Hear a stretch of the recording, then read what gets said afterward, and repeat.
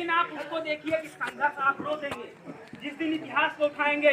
चोरी करके टीचर की उपाधि तक पहुंची क्रांति ज्योति सावित्रीबाई।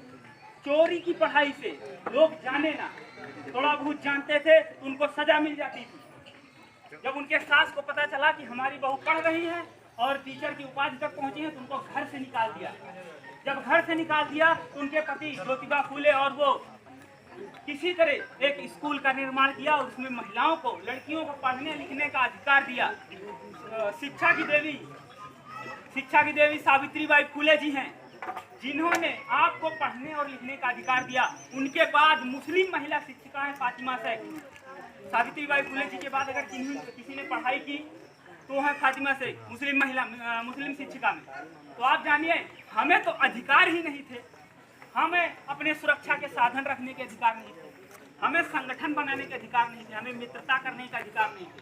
हमसे छीन लिया गया था राजा बलि से वरदान के दौरान कि आपकी आने वाली पीढ़ियां कभी एकता नहीं करेंगी, मित्रता आपस में बातें नहीं करेंगी, आप अकेले हो, अकेले आओ जाओ कुछ भी हो जाए। दूसरा कि अपनी सुरक्षा के साधन अपने पास, संपत्ति रखने का कोई अधिकार नहीं।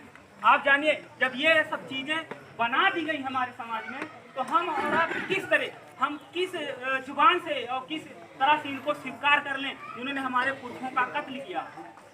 आप जानिए कि आपके ही आर बगल के राजा जिनका इतिहास नहीं है, जिनका किला गिरा दिया गया है, ये इसलिए कि हमारा इतिहास नहीं।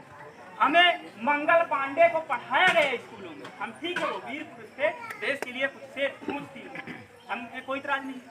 लेकिन वहीं पे आप जानिए कि उदा देवी पारसी को कभी नहीं बताया गया। वो महिला थी, उन्होंने 36 अंग्रेज को महिला होकर मारा।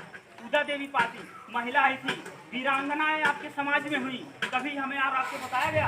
नहीं बताया गया। महिला होकर 36 अंग्रेजों को मारा, उसे इतिहास में मिला। हमें मंगल पांडे को स्कूल में पढ़ाया गया, वो ठीक थे, देश के लिए क्रांति थी उनके मन में। वो 2 गोलियों की बंदूक लेकर अंग्रेजों के सामने खड़ा हो जाते हैं और एक गोली जो है अंग्रेज को मार देते हैं और उनका बस कोई नहीं था, उनके साथी पीछे हट जाते हैं, दूसरी गोली खुद को मार लेते हैं। उन्होंने एक अंग्रेज को मारा है, पूरे इतिहास में खुद को मार लेते हैं, उनको बचाकर सामूहिक फांसी दे दी जाती है। हमारे समाज की महिला 36 अंग्रेजों को मारती है, उसका कोई, ये विडंबना है हमारे समाज की। हम और आप जानना ही नहीं चाहते कि हमारा इतिहास क्या है। हमारे पास जमीनें नहीं है, जमीन ले लिए ठाकुर, मंदिर का काम ले लिए ब्राह्मण, लड़ाई का काम ले लिए ठाकुर, सब देख रहे हैं।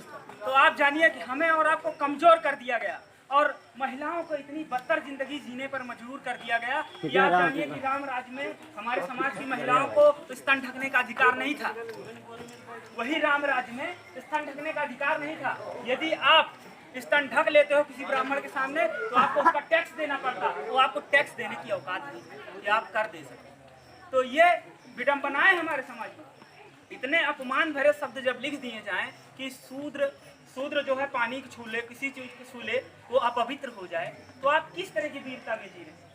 आप जानिए कि एक इंसान अपने घर में नियम कानून कायदे नहीं बना पाता, बाबा साहब जी ने पूरे देश का बना दिया।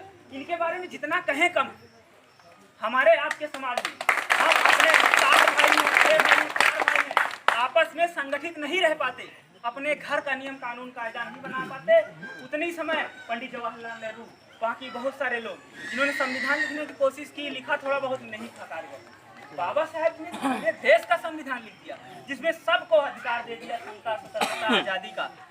तो आप जानिए कि कितना वो आपके समाज के हैं, इनके संघर्ष को जानिए कि हमारे समाज में इतनी बुराइयां थी कि हमें जब लिख दिया गया कि ढोल गंवार शूद्र पशुनारी सकल ताड़ना के अधिकारी, तो इससे ज्यादा अपमानजनक बातें क्या है? अपमान हुआ हमारे समाज में। हमें और आपको जरूरत है अपने इतिहास को जानने की और एक होने की। हमारे आपके पास कोई ऐसी ताकत नहीं है जो समाज के लिए लड़ा जा सके। हमारे पास संपत्ति नहीं है, हमारे पास पैसे नहीं है, एकता नहीं है। लास्ट ऑप्शन हमारे आपके पास है जनशक्ति।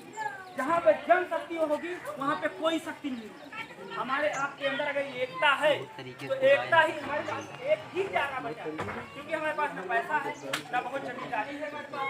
तो हम और आप मजबूत हो सकते हैं तो संगठन जरूरत है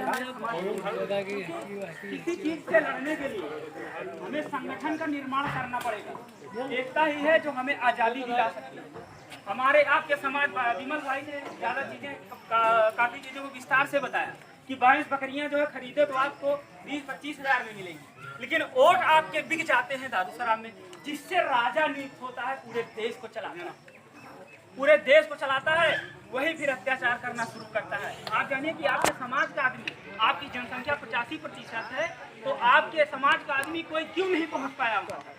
आप एक हो जाएंगे तो आप प्रधान सही चुनेंगे, पीडीसी सही चुनेंगे, ब्लॉक प्रमुख सही चुनेंगे, विधायक चुनेंगे। आप जानिए कि आपके क्षेत्र में यदि आपके समाज में कोई विधायक हो तो आपको कैसा लगेगा, लेकिन ऐसा नहीं हो पाएगा जब तक आप और हम एक नहीं होंगे। हमारे आपके समाज में इतनी बुराइयां हुई, हमारे पुरखों ने इतना ज्यादा अत्याचार झेला है, इतिहास